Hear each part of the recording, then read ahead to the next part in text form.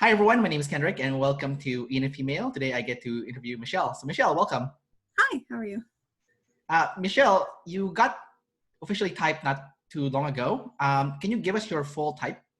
Yes, it is, here's my sensory for you. I have to go double check that I'm saying it absolutely. Yeah. But it is ESFP, but it's Se-Fi.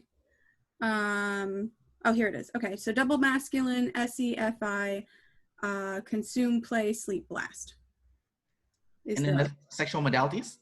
Double masculine, yes. So when you got your typing results back, what did you think and how did you feel? A lot of it I was actually expecting, because traditionally in the Myers-Briggs community, I type as an INTJ. I always have. I've never gotten a differing type. But in that community, I watched a lot of INTJs, but I felt like there was something that I wasn't quite clicking with exactly. And so I super respected them and I was like, oh, I would love to be an INTJ. Yeah. But I just didn't quite feel like I understood the way they were explaining the functions and I related to it. But I just didn't see me living the same way as other INTJs. So when I was learning about the OP system,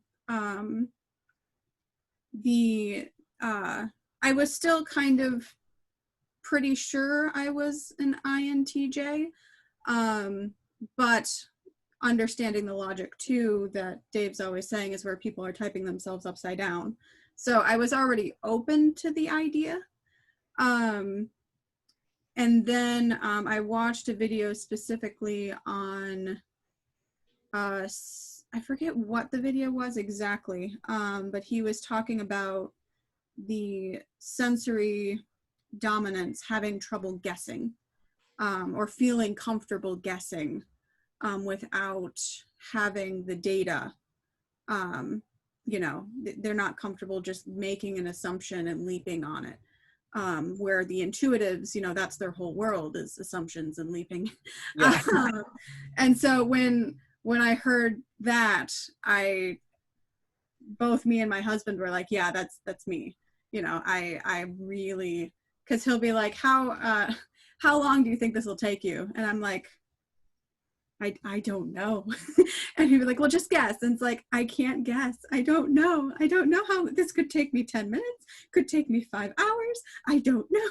And so it was something like, oh, that's a problem in my life. So yeah, when I got the typing back, I think the thing that surprised me the most was the blast last and the double masculine. I figured I didn't think I was double feminine, but I thought that I was in the middle. I didn't see myself being double masculine, I guess. Just watching other double masculine types. But their explanation made complete sense. And now that I understand how blast works, the blast last makes complete sense as well. Because now I'm seeing it in my entire life.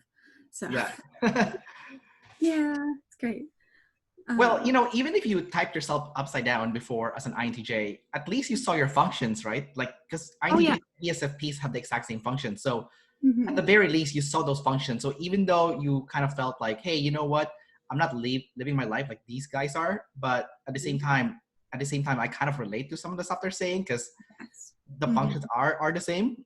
I do find it interesting that sensory leads would refuse to guess or refuse to like project into the future without the facts, which could be a good thing because then at least you're being accurate, right? Yes. Yeah. The problem is the problem that it does present is that you can't move forward. Like the to guess, I liken it a lot to like it, to me it feels like vomiting in a weird way. Like there's a lot of built up feeling that comes out when I have to guess or I have to just move on an assumption. It's very unnatural for me. Where my husband, he hasn't been officially typed, and we're still working on his typing, but we're pretty sure he's high intuitive, because he can just, you know, he gets something, sees where it's going, and he just moves on it. You know, whether it's right or wrong, he's Yeah. gone. You know, and for me, I'm not as quick. But the problem that leads is if you need to be like make a fast judgment, then you're behind already. So it does have problems, because I'm not as quick to jump on, like, you know, if there's a good deal or something, you know, I'm not going to just jump on that. I'm like, well, is this really what I want? Is this really? And so then I do all this research, and then by the time I actually get to it, the deal's gone. You know, that was like 2 years ago or something. Can't you do like a fast research or something? I try. The other problem too, though, I get hit twice with it though, because being blessed last, there is that problem with, or being double activated on consume more so. I always need more information. I see. And it's never satisfied, even though I feel like I will eventually hit a point of being satisfied. It's an illusion. I'm just going to keep taking in and taking in and taking in. And with the blast last, I'm never confident to just move the tribe or like control. I think or Dave explained it, where I don't feel like I'm allowed to just push something, I guess. Like I don't give myself permission to do something. And so with both of those working together, I'm awful. I can't. It's harder for me to just jump on something and run with it. Because I want to be like, I'm basically like the tortoise and the hare. You know, the tortoise is like, I'll just go slow and steady, and eventually I'll get there. And these people can run by, but I'll get there, and I'll be there, and I'll be sure and ready when I get there. I just take a while. Yeah, I didn't realize the tortoise was high consume. I'm just joking. I'm joking. But anyhow, so it's interesting that because of your blast last, it's hard for you to pull the trigger to get started on something, and that something could even be gathering, like buying something that is on sale, and that is a great, fantastic deal. But the fact that you have double activated consume because of your sleep and your play, fidgeting that consume in the middle is causing that to happen. Let's start these questions with your first function, which is your SE. So you have masculine SE. So how do you experience that? Like, so how do you experience masculine SE? Like, do you have a good memory? Are you very aggressive when it comes to gathering things? Are you, you know, are you kinesthetic? You know, like, do you pick up sports quickly? Like, can you share? I do. I'm still struggling to fully see it, but which it makes sense because it would be my fishbowl, if you will. But I don't really have a good memory, at least not in the traditional sense, where I can't just recall stuff right off the cuff.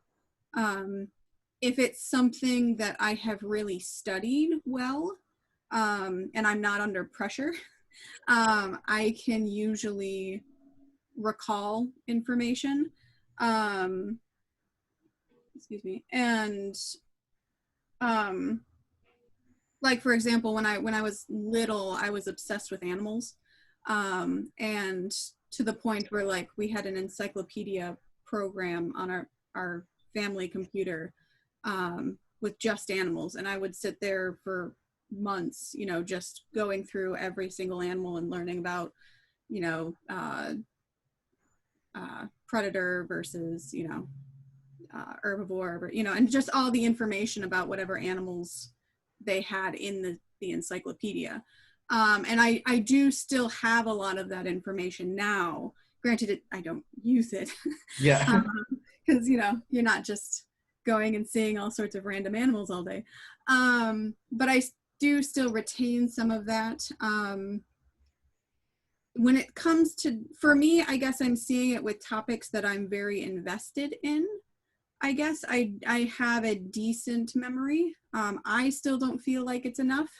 But from talking with other people, they seem to feel like I am more well versed in it, I guess. So when it comes to things like writing, I took a lot of writing classes and learning fiction and things, and kind of like how stories work and story arcs.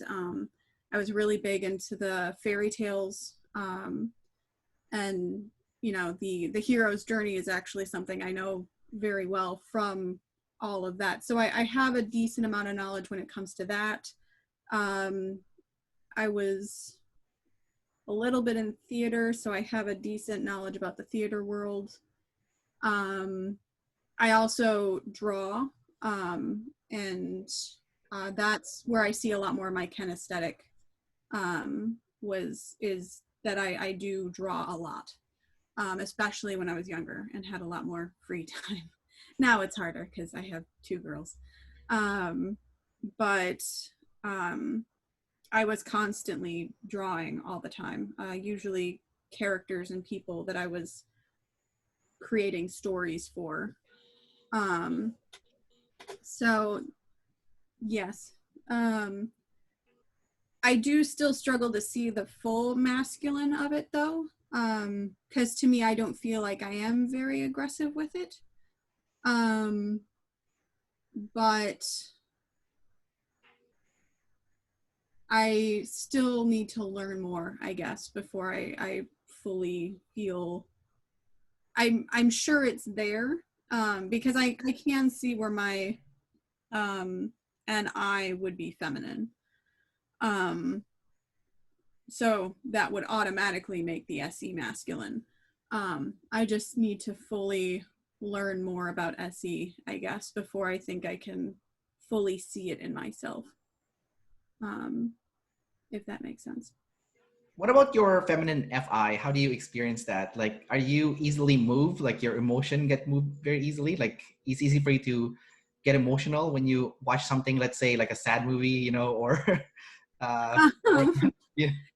Sometimes I I do get affected. I don't necessarily get emotional in like the weepy sense. Like I'm not someone that if I watch a sad movie, like I'm instantly in tears and sobbing all over the floor. Yeah. I'm not necessarily that way. But I do find that like watching movies, and things, if the scenario becomes too intense, I can't handle it. I like have to walk away. Even with video games, there's Oh, a BioShock, um, great game. I love the concept. The concept is amazing, and I really love the idea, but I cannot play the game for the life of me, because I just get so.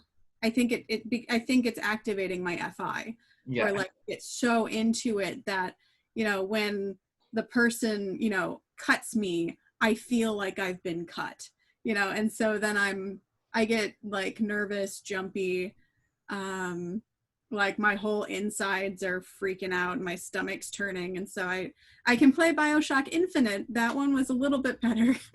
I was able to stomach my way through it, and I loved it. But yeah, for I think that's where I see it more so as my insides get very I get sick, I guess, like physically feeling sick, when my FI is getting hit, I guess is a way to put it. One of my friends Mhm. from high school, I think he's a double masculine blast play INTJ. Very Mm-hmm. like big picture and stuff, and he also has feminine FI. So Oh, when we used to play video games, like I'm a big fan of WWE. I don't know if you watch okay. WWE, but we used to play those WWE games, and he couldn't play it too long because he would get way too excited, and his emotion would overwhelm him, and it was just like he's like Yeah. I can't play. I need to stop. I just need to stop. Yeah. It's too much. And he just gets like emotionally moved so quickly. Like you can even see his face, like getting affected Yes. by Yeah. that emotion. So I think that's kind of like similar to what you experience. I think it's like it's Yeah. just too much. So it's just like Yeah. You end up like becoming the person on the screen. And so like it's very difficult to distinguish yourself from what you are experiencing. yeah. And so same. I relate with that very, very much. Because yeah, it is very uh, difficult. Because my husband, we're pretty sure he's TIFE, and when it comes to movies and things, there are things that he can watch and has absolutely no problem with, and it's great. But if I'm watching it, I can't. Like there's a point where I'm like, okay, you can watch this by yourself. I'm just gonna go upstairs. Yeah. um, and then sometimes it's flipped, like something I can watch documentaries and things and be completely fine, and it affects him too much, where it kind of just freaks him out. So it is interesting. Um, Maybe he's an IJ. He's scared of chaos or something. Like the chaos is yeah, too much. yeah. We're pretty positive he's IJ, pretty positive he's TIFI or FE. Um, and then we're pretty sure he's intuitive top. So So INFJ then. yeah, could be. Yeah. Granted, we're still very new to the system, Yeah. so we're still learning. He's going to be getting typed hopefully soon. We'll see. Um, but um, when we talk it out and just comparing the both of us, it is looking like he could be an INFJ, an actual one. Yeah. Because I know that's the big one. Everybody wants to be an INFJ. Yeah, that's the one of the more popular types. Yes. Yeah, INFJs and INTJs are popular. Yes. Um, Yes, they. so you talked about consume already earlier, but they always talk about how your first animal is kind of like overuse and oversensitive. Yeah. So can you talk about like your addiction with consuming? Like how is that, like how do you feel like it's too much? Like that if you back down from consume and do a little bit of blast, it's really gonna make your life like just a lot better. So talk Yeah. about that. Talk about that. Yeah, with consume, it's more so like the. Oh, before I cut you off, um, your consume is also SF. So you're consuming like, what's cool in the physical world or what's popular, like like nice shoes or like the Kardashians, like trashy TV shows. It's like See, something. that's interesting because I'm not that way. Like I am very I'm not really big into the material world. Okay. Especially things that are popular. It doesn't really mean much to me. Okay. Granted, we grew up, we weren't poor by any means, but my dad was more of a blue collar worker. So like our shopping was the thrift store, so that was our store. And so I didn't really grow up like paying attention to what was popular, and it wasn't really my scene, I guess. And it's very stressful, keeping track of what's new, and and then you buy it and then it's out of season. Like it doesn't Yeah. make sense, to me at least. It's very difficult for me to be attached to the material things because of how quickly they're gone. So it feels like a bad investment, if you will. So I don't what I do consume though is a lot of I think there's kind of a mix between learning information and just stupid information. Like the things I do consume are either books and documentaries and things on subjects that I'm interested in, or things like memes. Vine was a huge part of my life.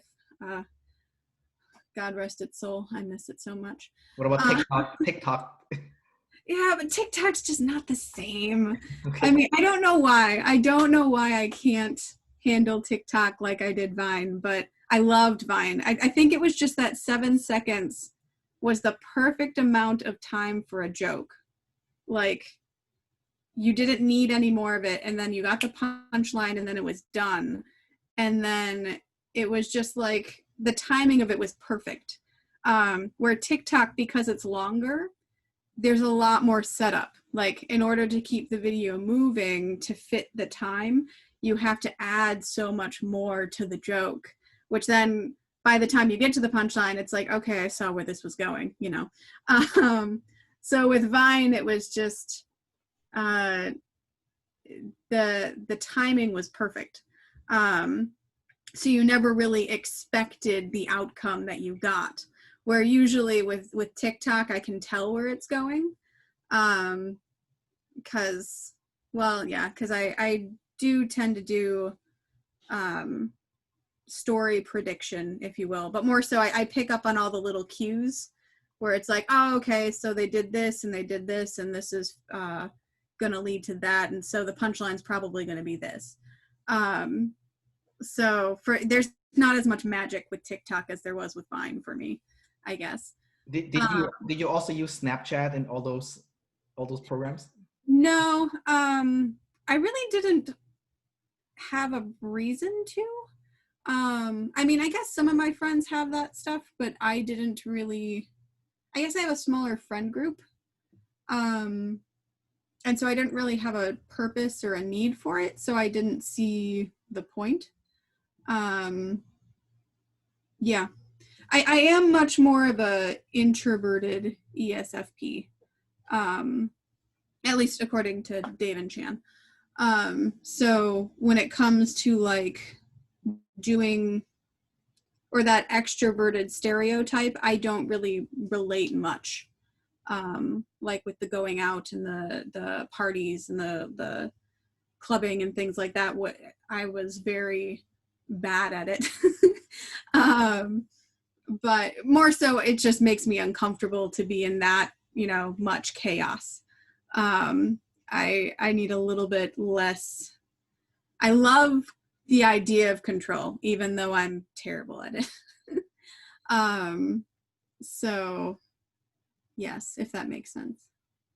I think it sounds like the SF of the ESFPs, like you guys can see what's cool, but you are selective on which one you would participate in. Like the fact that you, okay, like you saw that, yeah, Vine is cool, and well, at the time at least before it died, and you participated in it. I didn't even hear about Vine until it was already dead, right? Like I didn't even know. Oh, really? Okay. Like, I'm just completely unaware about, what is SF, right?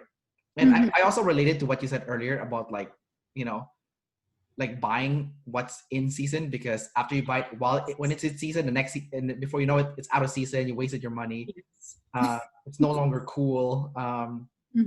Which I really hate, especially because like I like to buy like cameras and stuff, and I buy a camera, next year there's a new camera, or like you buy a cell phone, there's a new cell phone next year, and like you can't keep up, It's just no, the technology, as soon as you buy something, because it's got this new thing to it, like a new gadget or a new it's been made this cool thing, next year it's gonna have something completely different that now I want that. We get into that problem a lot when we're discussing getting a car. Yeah. Where the lease comes up, it's like, well, do we want to, you know, buy this one out, or do we want the new one? Because the new one has this and it has that feature and it does this. And it's like, well, yeah, but every year all of them are going to have a new feature. They're all going to have, you know, but when do you stop? You know, when are you content with the thing you have? And do you love the thing you have enough to not want to change it, I guess. So yeah, I don't tend to, yeah, but yeah, I totally get what you're saying though, because it is hard to keep up, especially with the way with that technology changes and is moving up exponentially. You know, it's, things change so rapidly within like weeks, you know. I don't know if you saw the new Apple unveiling. Oh, M1? Yeah. Oh yeah, no, I didn't watch it, but my husband did, and he was I'm telling all over me. that. Yeah. I want that so bad. I No, know. no, but the thing is, I think that is a good upgrade though, because it's revolutionary. So it is, and the fact that, you know, they've gotten rid of Intel, and the thing doesn't even need a fan. yeah, You know, it's a computer that is completely fanless, which is like completely unheard of. But performs the same way, and if not better. You know, the battery life is supposed to be 10 times better. You know, but stuff like that is now happening so quickly, that it's hard to, you can't keep up. There's no way to finance, you'd go broke before you could keep up with the new and the best and the best and the new. There's got to be a point where you know, cut and keep. If that makes sense. But well, yeah. Well, I was like driving earlier, and I was thinking about this actually, and I think that the new Mac M1 chip is so good that it's like such a big jump that I think it's good to buy it, because it's like such a big jump, and it's not only like a big jump, it's like 2 or 3 times faster than most PCs, the older Macs. Battery life is ridiculous, like 18 to 20 hours or something crazy. Oh, yeah. Like I think, I think they're saying 17 or something, 17 or 18. Yeah, well, it depends if you get the MacBook Air or Pro. So the Pro is 20 hours, I think. It's like something ridiculous. And the MacBook Pro does have a fan. The Air doesn't have a fan. But it's supposed to be a lot like an iPad, isn't it? But it's they're trying to get it to function the same way an iPad does, but in a computer way. If I'm understanding fully correctly. I didn't know about that part, so that's new to me. But I might be wrong on that. Disclaimer right there. Yeah. Because I'm gathering my information is secondhand. So I think it's not firsthand consumed. It's not firsthand information. But I was thinking about like the stuff you said about the car too, and you know, my first 2 car that I've had, you know, or not even first 2, the first 3 cars that I've had didn't even have like an automatic like window that goes down. Like I had to turn the thing to close it, and then I didn't even have like the automatic door. Like I have to like turn the knob to open the door, and it was so bad that it didn't even have a button to open the window. Like I had to like reach over to the side, like if my girlfriend is coming in, I have to like pull the door thing to open. Oh yes, yeah. So yeah, it's only like this year I got my first car ever that had like an automatic door opener, and okay, and like it had an AC, it has an AC, and it has a, what do you call it? Yeah, basically it's like a normal car, you know, because I've always had like beat up crappy cars. Oh yeah, no, that's growing up. That was kind of my. I once bought a car for $500. Oh my God, that's a time bomb. Oh, it was a rust bucket. It barely drove. That's scary. I wouldn't drive that. That's scary. Yeah, it was basically like, I need a car. I need something to get me to work. Yeah. And at the time, I was a delivery driver for an auto parts store. Yeah.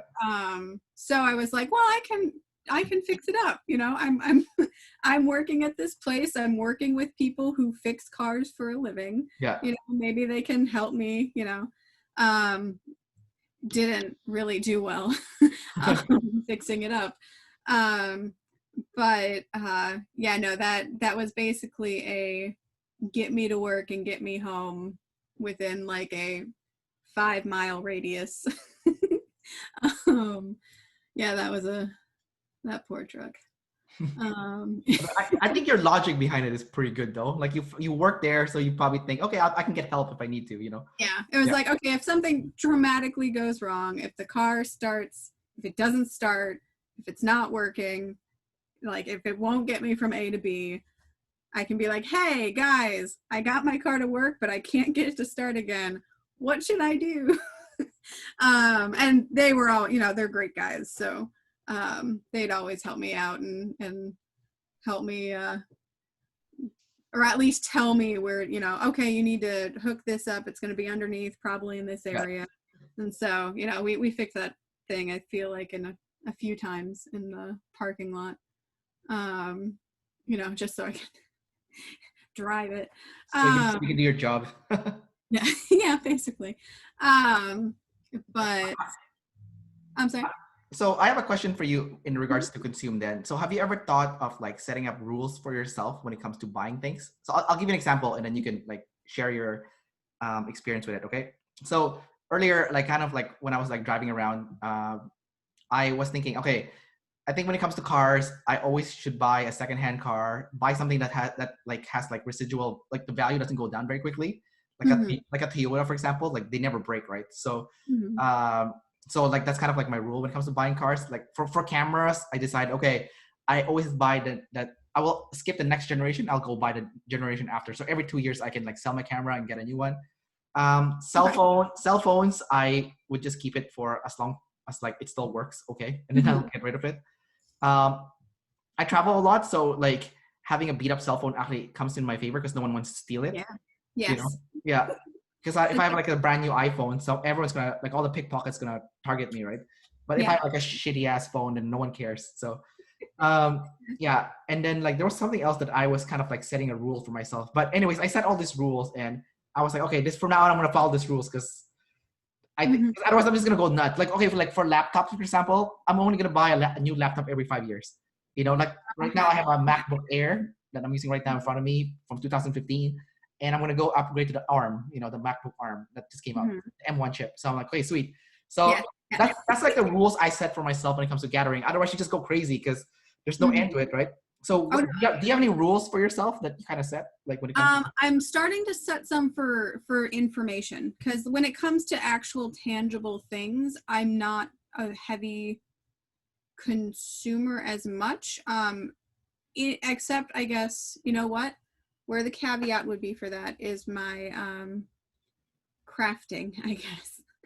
I do tend to like collect a lot of craft materials, things like yarn, or like drawing. I am trying to do comics, so I collect a lot of like the pencils you need and the paper and stuff like that. So with that stuff, I do have a mental rule of I need to actually start producing something before I can gather anymore.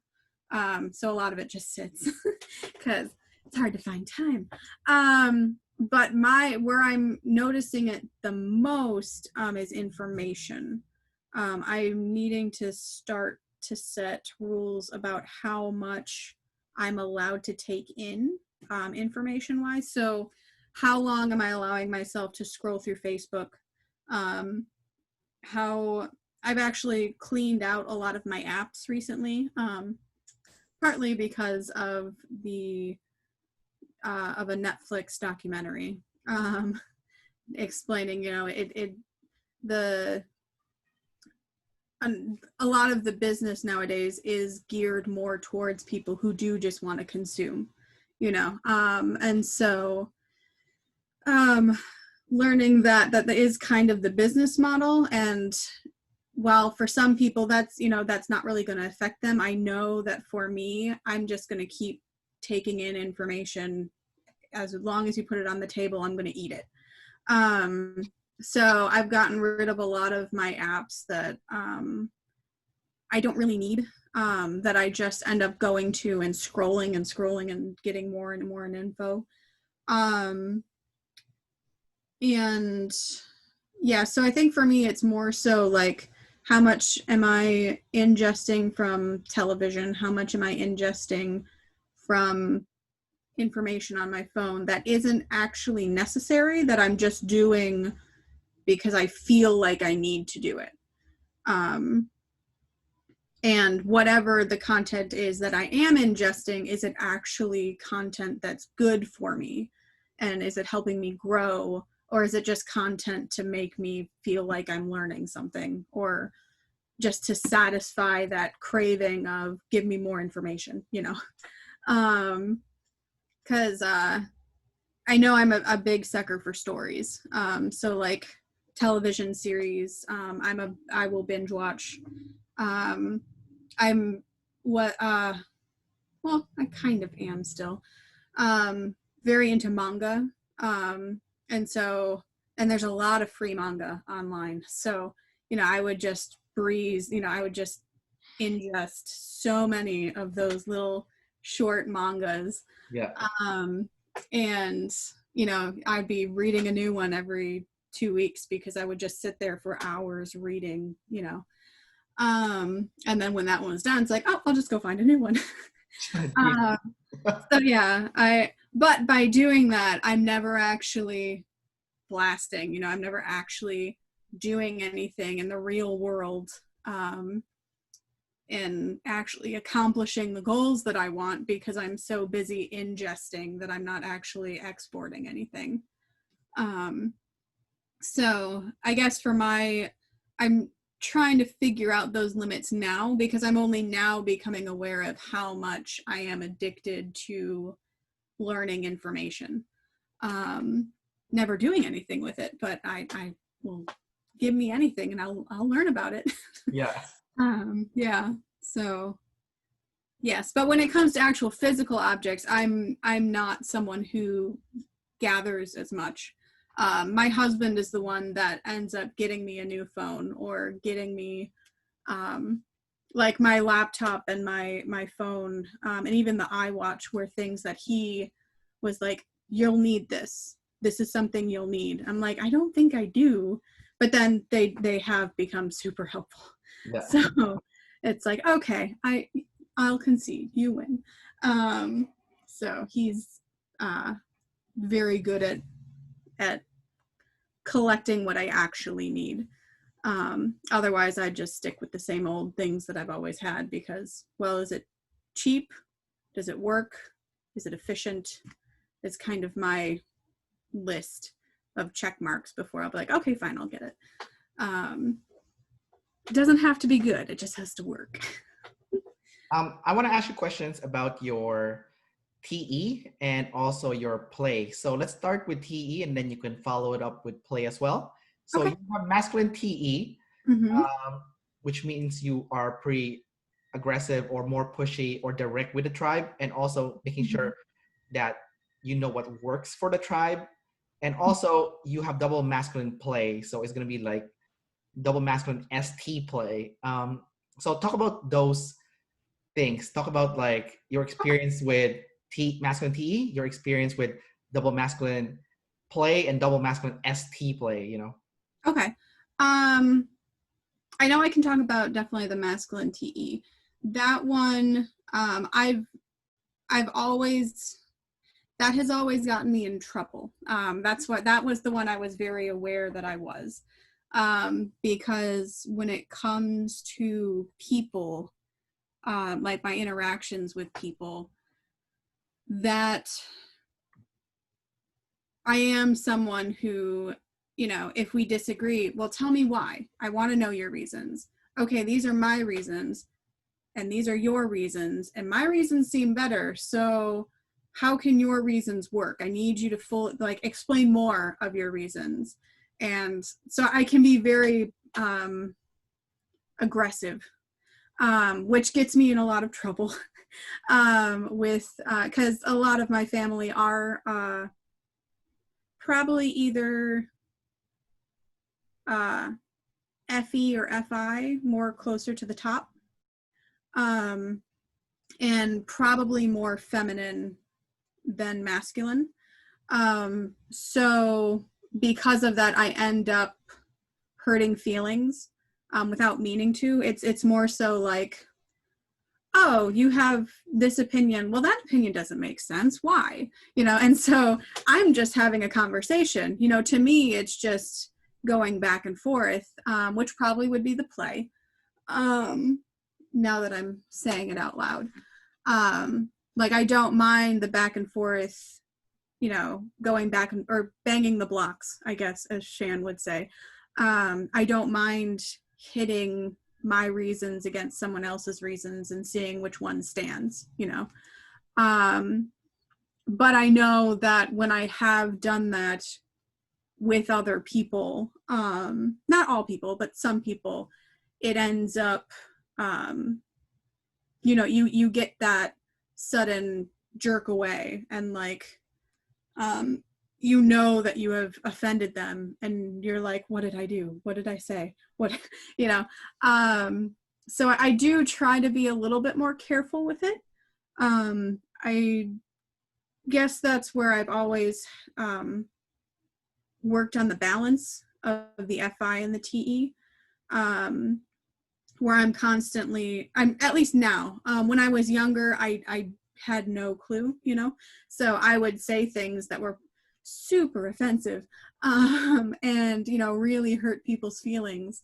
To me, I didn't understand why they were hurt. I was like, well, this is the facts. Why aren't you respecting the facts? But now I'm aware of like, okay, it may be the facts, yes, but if I am not presenting it in a loving way, then what good are the facts, because you're not actually helping anyone. There's a verse in scripture that talks about you could have the wisdom of angels, but if you don't have love, you're nothing better than noise.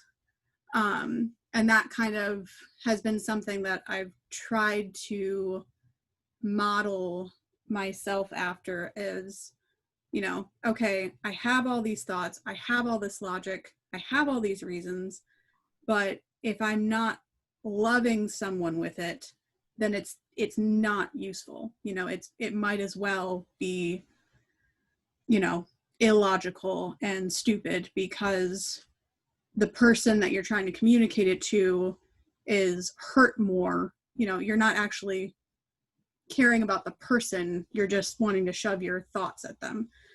So what good is it? That's very NF of you to say that. That's good.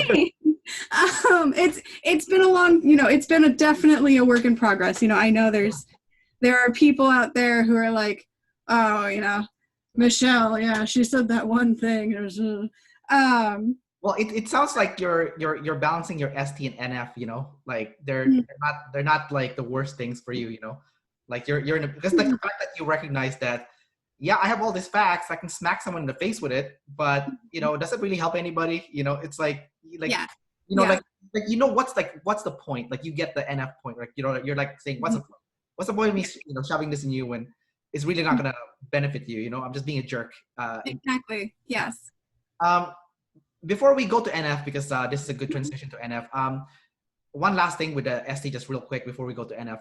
Do you like slapstick humor too with a double masculine ST? Define slapstick, because maybe.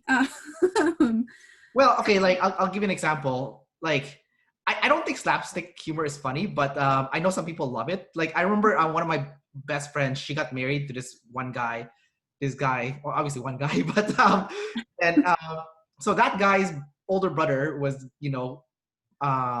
when people get married, they get what do you call it? Like they get torch, or they get like haze, like what do you call that thing? When like people make fun of you on stage, what do you call it? Oh yeah, roast. Yeah. So he was getting roasted on his wedding, right? And all the older brothers' roasts were all like slapstick humor, like, oh yeah, we were playing hockey in the driveway, and then my brother made the perfect net. you know, because I would hit the puck and it would hit him in the face. And when he would fall, guess what I would do? I would hit him again in the face, you know? And then I was like, it's not supposed to be funny. Like, you know, like I was just thinking to myself. That's painful. I'm like, that sounds abusive. Like that's okay, so like a Three Stooges type of humor. Yeah, exactly. Like, oh, someone did it. Like, you find that funny? Yeah, I'm not a huge I'm not big into like the physical pain type of humor. I don't find, because my FI is activated. I'm like, why are you hurting him? Yeah. You know? I do though like a lot of British humor. Granted, I think I was raised into it because my mom was obsessed with all the British murder mystery shows. Yeah. You know, like Sherlock Holmes, Agatha Christie, Miss Marple. That was what we grew up on. So we grew up on that very dry British humor where it's very intellectual. The closest I would get to slapstick is probably Monty Python. But even then, that's tends to be a much more intellectual humor than I would say slapstick. But I mean, in person, you know, if someone trips and like does this crazy thing, yeah, I'm probably gonna laugh. You know, Okay. I can't. Gotcha. Yeah.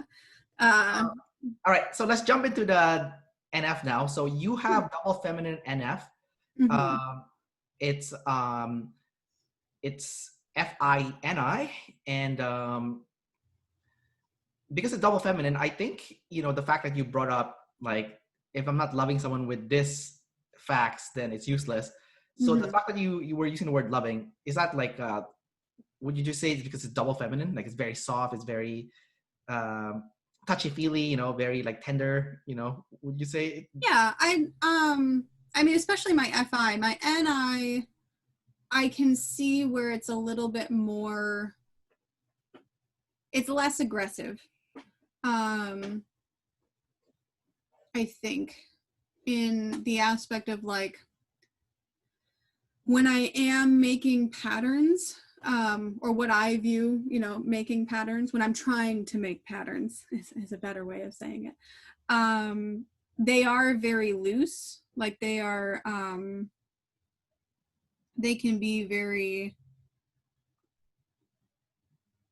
they can change depending on more information, I guess is a better way of putting it. So when I make a pattern, it doesn't have to exist as it is. I can very easily change it. I guess maybe even, I wonder if that would be an example. I'm still learning about the NN or NISF or SE. Whew, words. So I may not quite be understanding it correctly, but I'll try anyway. Because when I do story writing,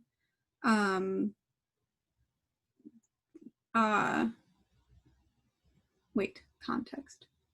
Context is, I've been doing some ghostwriting as of recently, where I get hired to write a story for someone.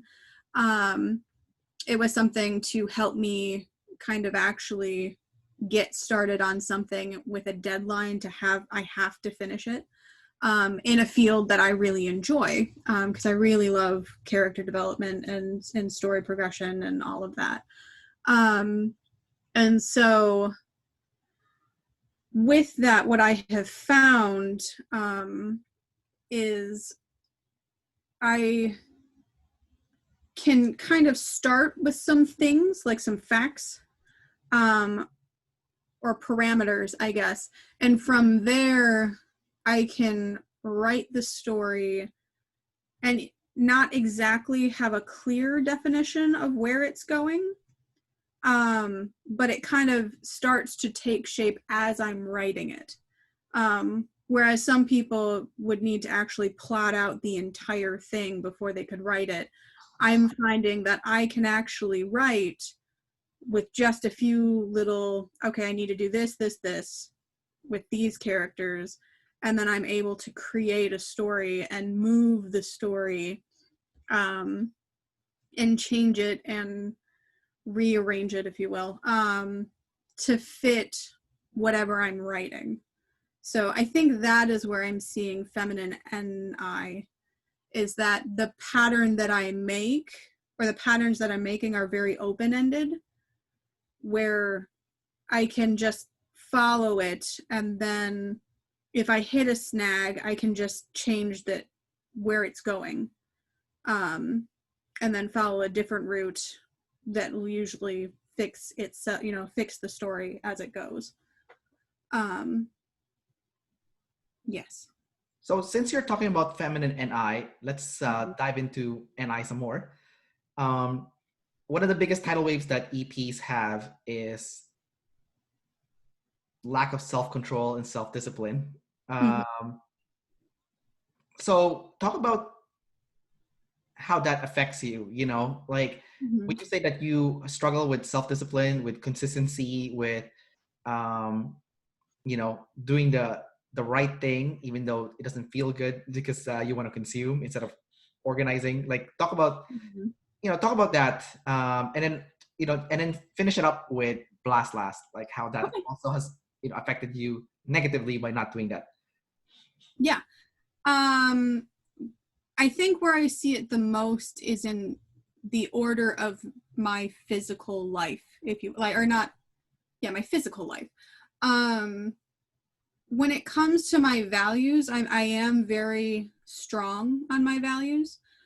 So I generally don't allow myself to get into situations where I would be put into a position that I would have to do something that goes against things I believe. That I am pretty strong on. Granted, I did have some crap that happened to me when I was younger, so I think that kind of woke me up, if you will, at a very young age, that the world can be a bad place, and it's not really people's fault. There's no one to blame exactly, as much as it is what it is. But the thing you do have control over is yourself, and allowing where you allow yourself to go is or what you allow yourself to do is going to stop a lot of that before it ever gets to your front door. So like in my personal life, I don't necessarily have that problem as much. However, where I do see it substantially is my physical world. I am very disorganized. My house is, I try to set up, I try to organize the things in my house. I try to set up systems, but whatever system I set up, I'm never going to keep it. Well, not never. We can do it if we work hard. Yeah. But I wholly struggle to keep up the systems that I established to keep my house clean, or to, to keep things orderly or the floor clear. I'm terrible at actually implementing those things in my life, which is why I'm trying to go minimalist. Eventually I'll get there, because you can't mess up too much if you have nothing. But the chores and things like that, I've never been good at maintaining that structure. I'm great for like a week or two, but if there is ever a point where I don't feel well or I'm extremely tired, then all of that goes out the window. The structure no longer exists, because I have my reasons. I don't feel great, and now that I have two girls, it's I never feel great. I'm always tired. Yeah. So it's become a lot more difficult to keep any sort of structure within the house. And, you know, if I set a rule, it's very hard for me to keep that rule, even with the girls. Because a rule that we are trying to maintain is no food in the TV room, because it's the only room on the main floor that has carpet. And it's a simple rule. It's stupid simple. You know, there are 3 other rooms that could have food, but that one room, for some reason, is really hard to keep food out of because of the TV, you know? Why don't you move the TV? If I had space to move it, I would. Okay.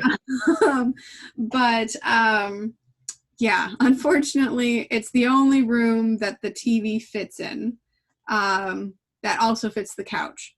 And, you know, so the room itself is perfect. You know, the floor, the layout is good enough for the house that we are in. But gosh darn it, when she's like, I want to eat an apple. Can I eat it while I watch the TV? And it's like, I'm so tired. I have 15 other things I'm trying to get done. I'm just trying to do the dishes and clear off the table. And now you're arguing with me about an apple. Fine, you know, go eat it. And I don't care. Just leave me alone, you know.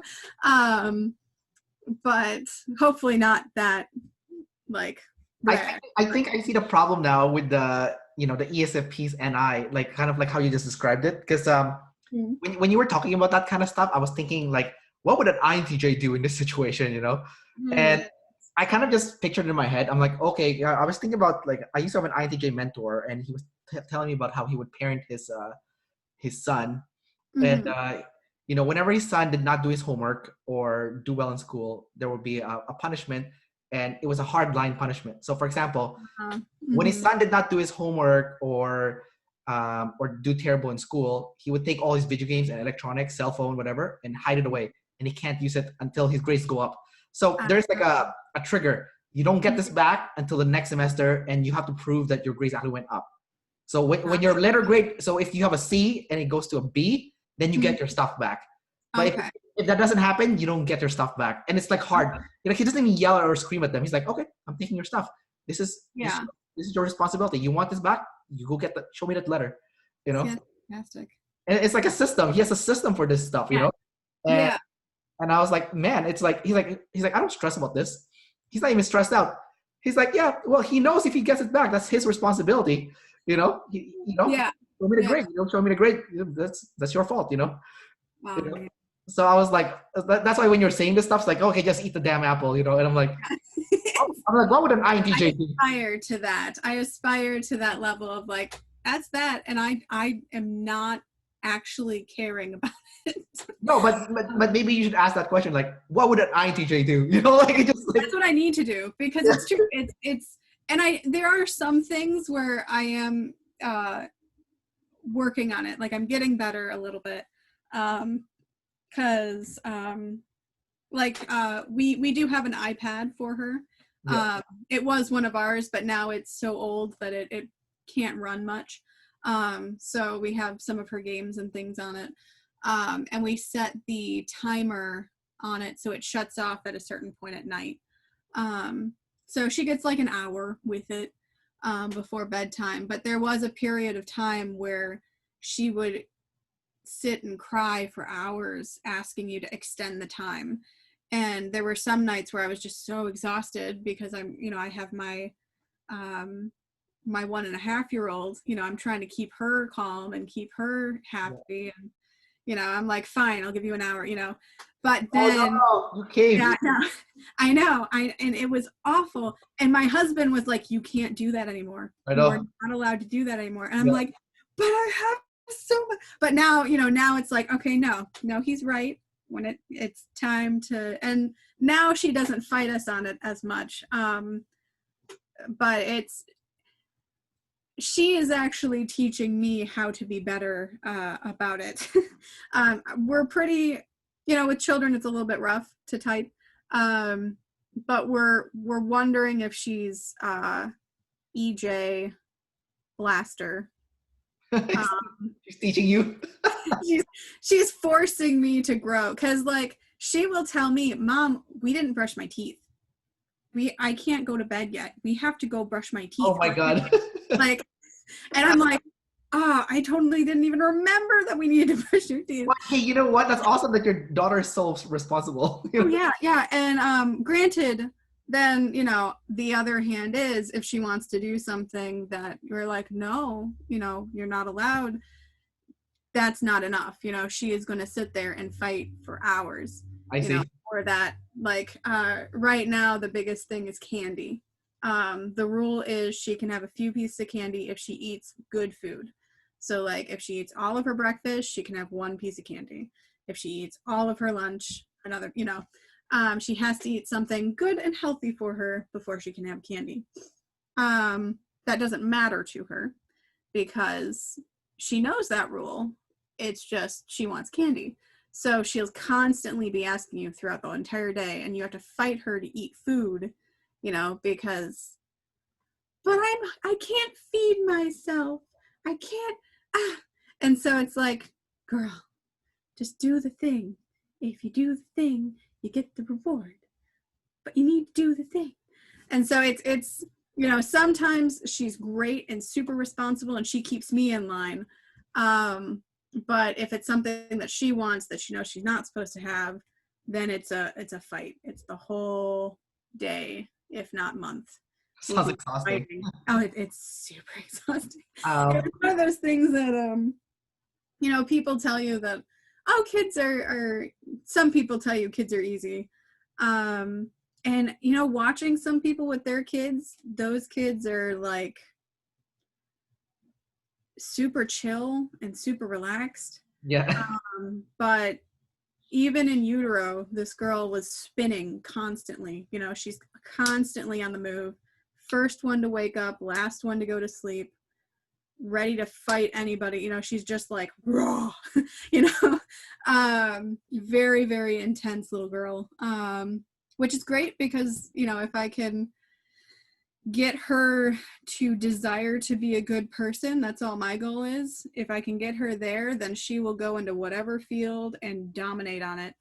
Yeah, that's true.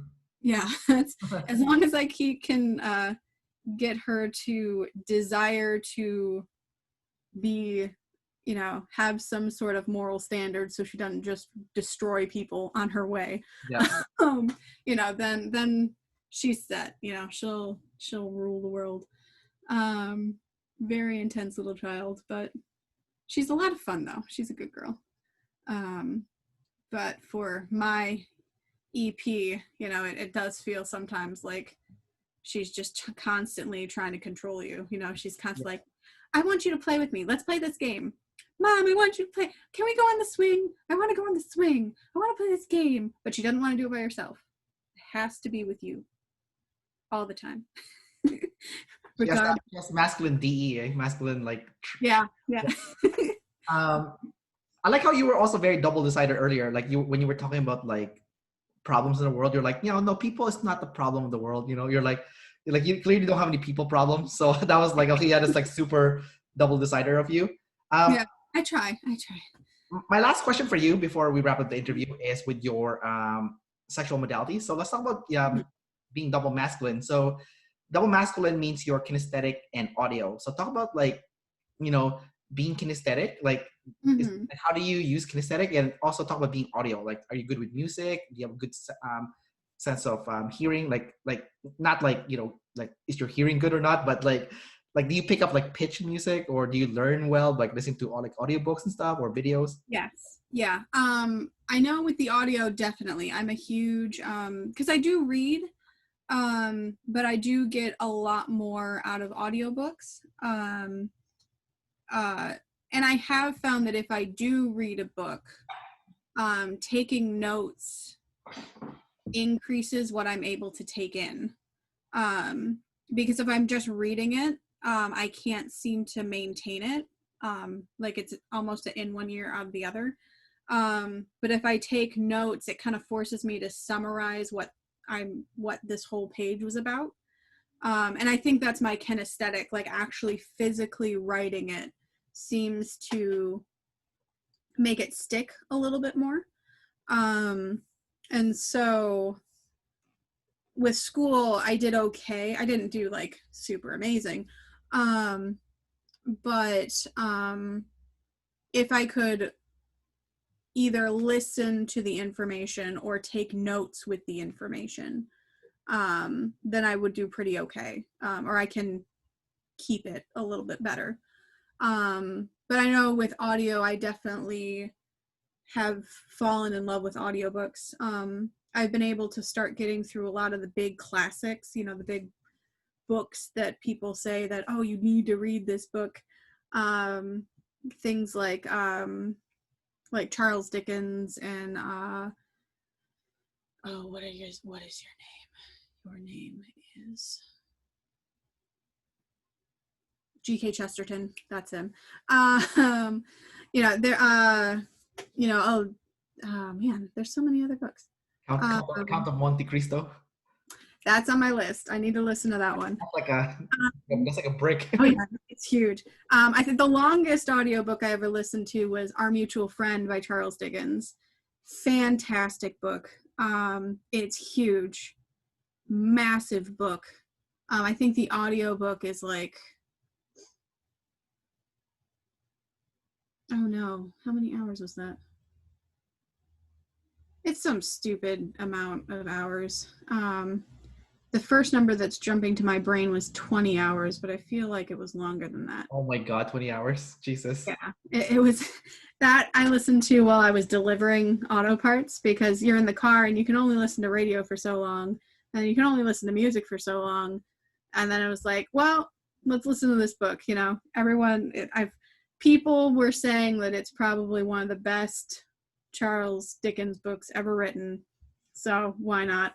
That would be good for like an international flight. You know, if you're going to if you're flying to Asia or Europe, where it's like 10 to 13-hour flights, then you can finish it in like by the time you get home, you know, because it's one way. Yeah. It's one of those where you have stupid amounts of time to kill. It's a great book. It's fantastic. So yeah, I've been able to start getting through things like Animal Farm, Dante's Divine Comedy was the most recent one. Isn't Animal Farm a short book? That one's much shorter. Much shorter. Definitely worth the read. I really enjoyed it because you kind of saw the relation between the story, but then also him showing how easily, you know, the situation, because it's Russia, right? I think it's Russia. Stalin. I think it was kind of the explanation of how Stalin got into the seat he did, but told in a very fairy tale way. And so it very interesting way to see how people end up just giving a little bit and giving a little bit of their own desires and freedoms and things for someone who is constantly saying, yeah, I'm doing this for you, but then they're never actually going through with it. And then it creates this whole, what do you even call that? Domino effect? Yeah. And you end up having someone with so much power that really was, you know, the idea was a good idea, but because of how much, because of, you know, people, for as much good as someone is capable of, they are also capable of that much evil, you know. It's when you give away that much to someone, all it takes is one bad person, you know, to totally ruin it all. Is that why it's so important to fight for your freedom at all costs, no matter what? Just because, you know, you give up a little bit and that little bit becomes something huge, you know? Like, you know, a lot of people, like, I'll give you an example. You know, a lot of people are freaking out over the coronavirus, where you're forced to lock down yourself, put on a mask, which is really against the law, you know, like they're not supposed to be able to do. But then I'm saying it, I do think it's a good idea, but like like it is still like, yeah, you give this one power to the government now it's like a domino effect. Like what else can we get away with? What else?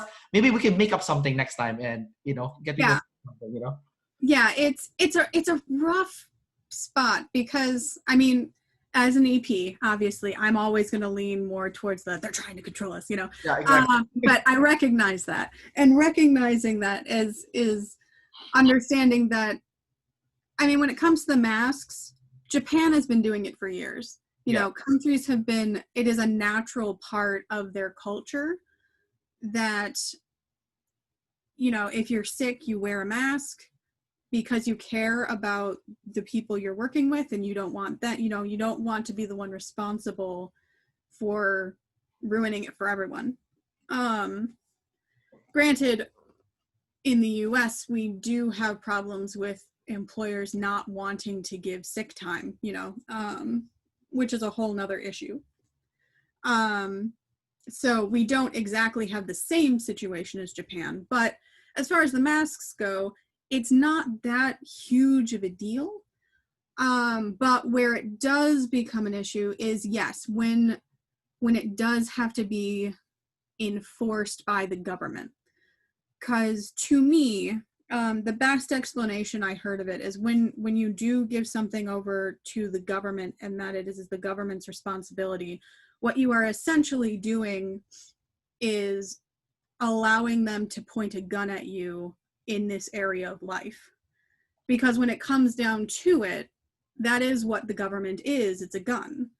Because, if you don't pay your taxes, the government's going to contact you, they're going to fine you, they're going to do all these things, but eventually the police are going to come, the FBI or whoever, they're going to point guns at you, they're going to get you on the floor, and they're going to take you off, because at the end of the day, that's their job. They have to maintain some sort of order so that we don't all kill ourselves,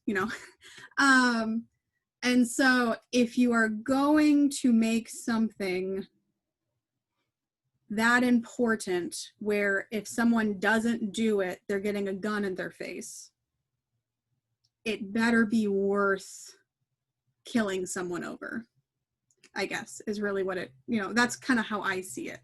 So there's your anti-blast right there.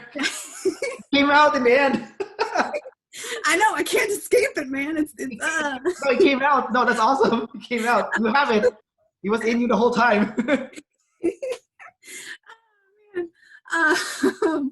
But yes, sorry. Now I'm gonna be all blushing. No, it's true. It's true. I'm so bad at blush. No, that was good though. No, that was. I learned something. Like I was like, no, it means you have it. You've always had it. Yeah. You're just I do have it. It's there, but it's really weird when it comes. No pun intended, but you were, gun shy. Yeah. Yes, basically. Oh, man. But yes, so that's my, like, when it comes to the whole coronavirus and things like that, I don't necessarily mind the restrictions. What I do mind is if cops are going to be coming to my door and pointing guns at my kids because I didn't wear a mask for 10 seconds because I was distracted, as long as there is that human error allowance, it's okay, but that's something that doesn't necessarily need the government's involvement for, so yeah. So you're saying it should be cultural then, like you should embed it into the culture so that it's not, so that the government doesn't have to intervene. Exactly. It should be community. You have that system where it's very FE, it's and where it's like, okay, let's go watch out for each other. It's not pleasant to get each other sick, so let's all wear masks. And the government doesn't have to intervene because it's embedded into society. We just care for each other, and that's what we do. Exactly. I think a lot of something we have lost a little bit, I think, with lots of people living together in a weird way. When you have so many people, you lose the community. Because like if you go somewhere where there's not a lot of people, but you were using Japan as an example. In Tokyo, that's true. That is Tokyo has the most population in the world, right? It is like the most populated city in the world. So, yeah. But they seem to have a better essence or understanding of like community, where I feel like in our culture, we don't, like, we're very independent. Yeah. Like, you know, that's ingrained in us. You have to be independent. But because of that, we don't have a sense of actually caring about your neighbor. Like, is what I'm doing going to affect my neighbor in a really bad way? You know, can we band together and help each other rather than I'm going to do what's good for me and take care of me? And, you know. I feel like the US is an EP country, you know, like Yeah, we are. you know, it's like very consumerism, you know, buying new things all the time. Mm-hmm. Pretty chaotic there. It's like it's like a, you know, who cares about the neighbors? It's all about me, you know. So there's like a little bit of selfishness there too. Independent. Yes. So Very independent. so it's like an EP country. I live in Canada. I think Canada's an EJ country. It's an EJ country. I feel like, you know. Yeah. I think it's way too overly polite because sometimes I traveled, like I went to Russia, for example, and in Russia, you're not supposed to smile. It's like the opposite of Canada where everyone's smiling at you. In Russia, you're not allowed to smile unless it's genuine. If you have a fake smile, that's the worst crime you can ever commit, you know? Mm-hmm. So I thought it was my dad visited Russia, and he said it was a very different experience, you know, community-wise because of that. You know, everyone's very solemn, but you know, you are happy and you're yourself with your closest friends. Yes, exactly. Where America and even in Canada, it's flipped. You know, you're happy to everyone, but then when you're really going through a hard time, it's with your closest friends, you know? Yeah. But yeah. No, it's interesting. All right, Michelle, we got to wrap up the interview now. But, okay. You know, thanks for doing the interview. It was fantastic. I love that last minute blast that you pulled out. That was fantastic. You know, didn't see that coming. That came out of nowhere. And, you know, and you know, and that's really good because, like, I feel like everyone, you know, should be working on their last animal because I feel like everyone has it. It's in them. You just need to bring it out more, you know? So, you know, do more of that. And I think people are going to learn something valuable from you because you know, you made some really good analogies there, you know, with the government. You know, it was very abstract. It was not even like sensory at all, you know? Thank you. All right. So Michelle, thanks again. And bye to everyone. Bye, everybody. And thank you, Kendrick. And this was fantastic. So, yeah, thank you very much. Let me know when your husband gets typed. I'd love to interview him also. All right. I'll let him know. All right. See you. Thank you.